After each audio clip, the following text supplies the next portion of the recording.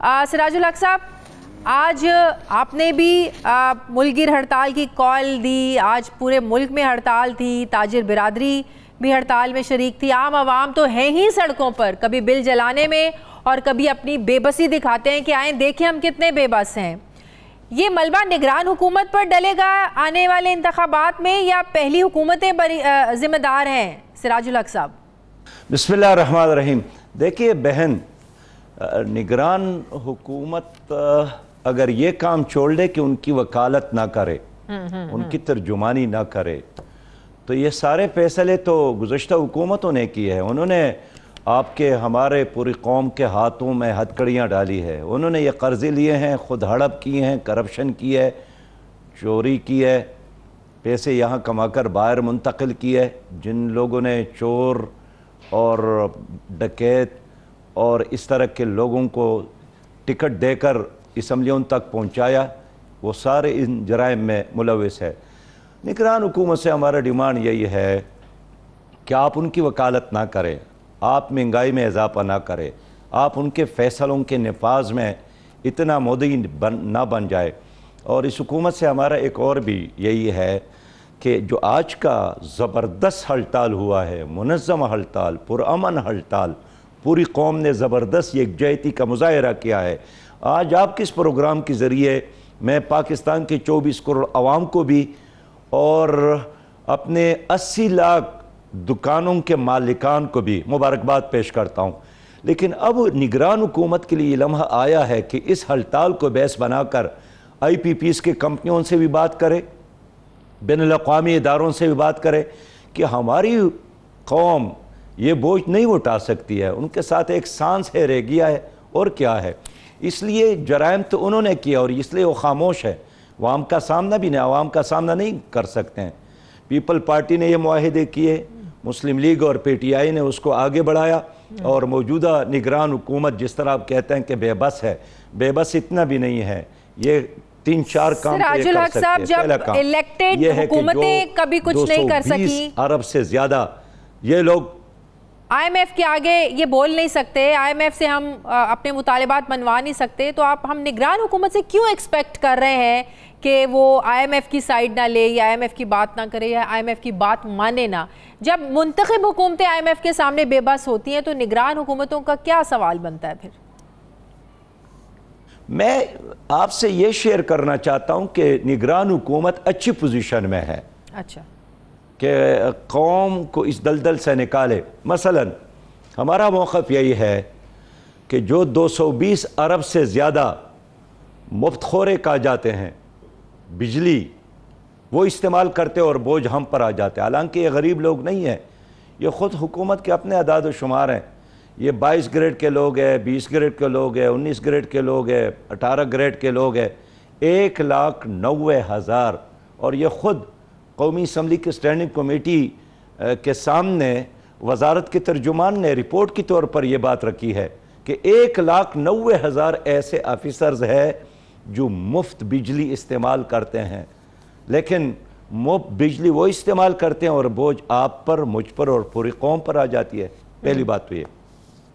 दूसरी बात यह कि ख़ुद हुकूमत ने हमें बताया है, ज़मादार फोरम पर एतराफ़ किया है कि 550 अरब से ज़्यादा यहाँ चोरी होती है। यानी खैबर पख्तूनख्वा के एक ग्रेड स्टेशन में 5 अरब की चोरी होती है। तो दूसरा काम यह है कि इनको कंट्रोल करे। तीसरी बात यह है कि लाइन लॉसेस जो है, आपका ट्रांसफार्मर ख़राब है और बोझ आवाम पर, आपका लाइन बुसीदा है और बोझ आवाम पर, आपका खंबा गिर गया है और बोझ आवाम पर, आपका मीटर रीडर लोगों के साथ मिलकर मीटर बंद करते हैं और उसका बोझ आवाम पर। तो जो यहाँ सच्चा है उस पर सारा बोझ आता है, जो यहाँ बर वक्त बिल अदा करता है उस पर सारा बिल अदा करता है। मैं आपके वैसे आपके इल्म के लिए मेरे साथ अदाद शुमार है।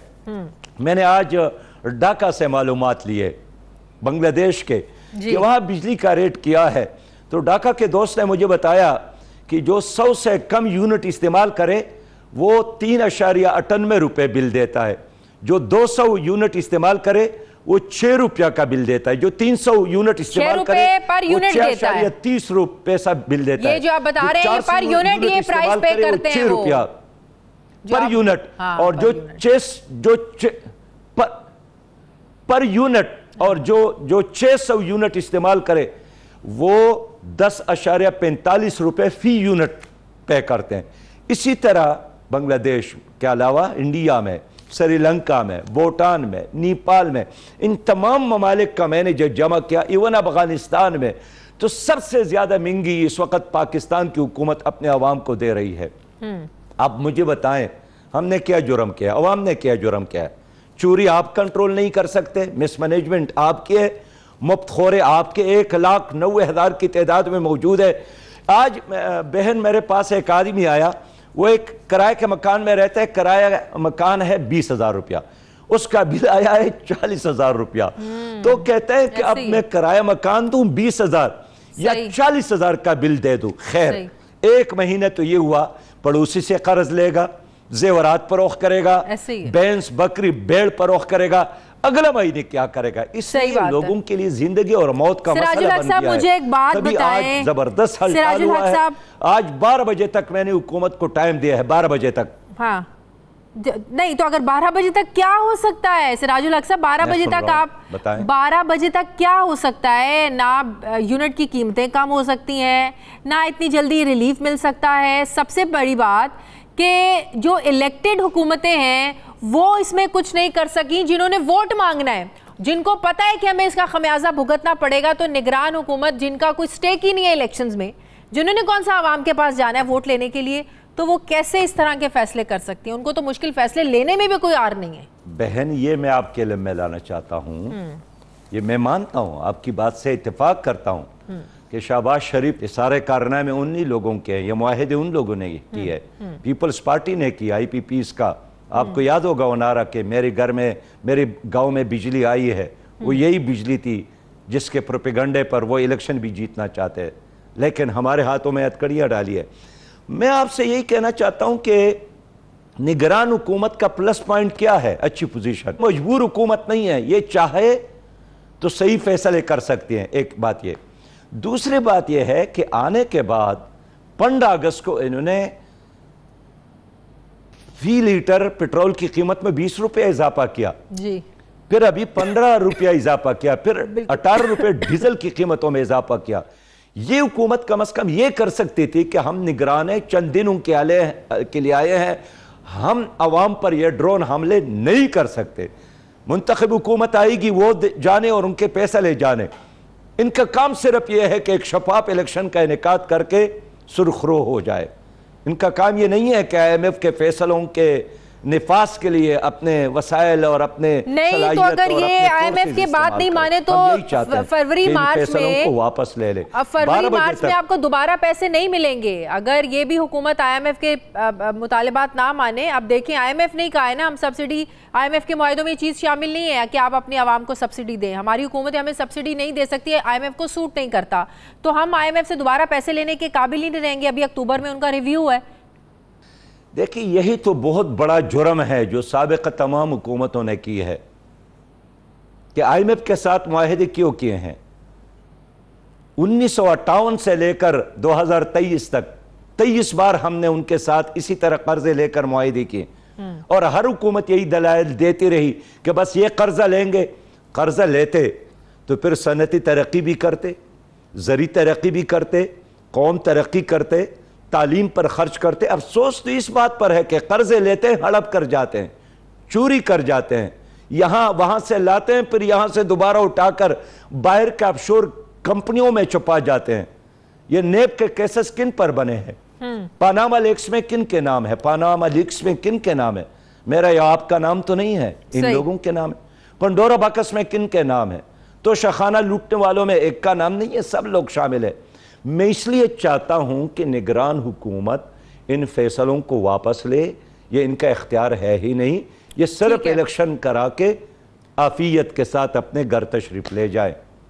الیکشن تو ابھی کہہ رہے ہیں کہ فروری تک الیکشن جا سکتے ہیں، تو آپ نہیں سمجھتے اس ساری جو ایک غیر یقینی کی صورتحال ہے اس کا واحد حل ہے جو آپ بات کر رہے ہیں الیکشنز، لیکن الیکشن جو 90 روز میں ہونے کا مطالبہ ہے وہ بھی پورا ہوتا نظر نہیں آ رہا ہے، جماعت اسلامی کا اس میں کیا موقف ہے؟ بہن، جماعت اسلامی کا موقف یہ ہے کہ 90 دن آئین میں لکھا ہے، آرٹیکل 224 کے مطابق سب پابند ہیں کہ الیکشن ہو جائے، نہیں کرتے ہیں تو یہ آئین کے ساتھ زیادتی کرتے ہیں، حلف کے ساتھ زیادتی کرتے ہیں۔ باقی تو آپ بھی جانتے ہیں، میں بھی جانتا ہوں، مسلم لیگ بھی یہی چاہتے تھے کہ ڈیجیٹل مردم شماری کے بعد بھی انہوں نے CCI کا اجلاس نہیں بلایا، اور پھر بلایا بھی تو آخری جب ان کی حکومت کا اختتامیہ ایام تھے، پھر پیپل پارٹی نے بھی CCI کے اجلاس میں شرکت کی اور اتفاق کیا کہ مردم شماری کے بعد الیکشن ہو۔ واپس باہر آئے تو انہوں نے کہا کہ نہیں جلدی الیکشن ہو۔ جماعت اسلامی کا ایک صاف کلیئر موقف ہے کہ جلد از جلد الیکشن ہو، یہی اس حکومت کا امتحان ہے اور یہی الیکشن کمیشن کا۔ آئندہ آنے والے الیکشن میں جماعت اسلامی کسی جماعت سے اتحاد کرے گی؟ آنے والے الیکشن میں ہم چاہتے ہیں کہ لوگ ہمیں ووٹ دے، سپورٹ دے اور نوٹ بھی دے الیکشن کے لیے، اس لیے کہ ہمارا مقابلہ ظالم جاگیرداروں اور کرپٹ سرمایہ داروں کے ساتھ ہے۔ آج اگر آپ کے ملک میں گنا تو یہاں سب سے زیادہ پیدا ہوتا ہے، دنیا کا 8واں نمبر بڑا ملک ہے، لیکن آج بھی بلوچستان میں 200 روپے فی کلو چینی، یہ کون کرتا ہے؟ یہ ساری وہ سیاسی شوگر مافیا ہے جو سیاستدان بھی ہے اور شوگر کا کاروبار بھی کرتے ہیں۔ جماعت اسلامی صاف ستھرے لوگوں کو ٹکٹ دینا چاہتی ہے، نوجوانوں کو آگے لانا چاہتی ہے۔ ہم ان پارٹیوں کے ساتھ کیسے اتحاد کریں جنہوں نے ابھی حکومت کی ہے اور جن کا خمیازہ پوری قوم بھگت رہی ہے؟ جماعت اسلامی اپنی نشان کیا آپ ترازو لوگوں کے ساتھ عدل اور انصاف کا نشان، اسی کے ساتھ الیکشن لڑیں گے۔ صاف شفاف انتخابات ہو پائیں گے کراچی میں؟ جس طرح میئر الیکٹ ہوا، حق جماعت اسلامی کا تھا، PTI نے آپ لوگوں کے ساتھ جماعت اسلامی کے ساتھ وہاں پر اتحاد کیا، اس کے باوجود نمبر زیادہ آپ لوگوں کے تھے، جس طریقے سے کراچی کا میئر منتخب ہوا، کیا وہ ایک مثال نہیں تھی؟ سمجھ نہیں آ جانی چاہیے کہ آنے والا الیکشن کیسا ہوگا؟ تبھی تو ہم کہتے ہیں نا کہ اس طرح الیکشن نہ ہو جس طرح الیکشن انہوں نے کراچی میں کیا، حق کے ساتھ ہو، سچ کے ساتھ ہو، شفافیت کے ساتھ ہو، آئین کے مطابق ہو۔ میں تمام جمہوریت پسندوں سے یہی اپیل کرنا چاہتا ہوں کہ آؤ ہمارے ساتھ مل کر کہ ہم اپنے ملک کے معاملات کو شفاف بنا لیں، اپنے اداروں کو شفاف بنا لیں اور ہم قوم کو ایک حقیقی جمہوریت نصیب ہو۔ اس کے لیے تمام جمہوریت پسندوں کو، پارٹی لیڈر تو نہیں چاہتے، ان کو یہی نظام سوٹ کرتا ہے،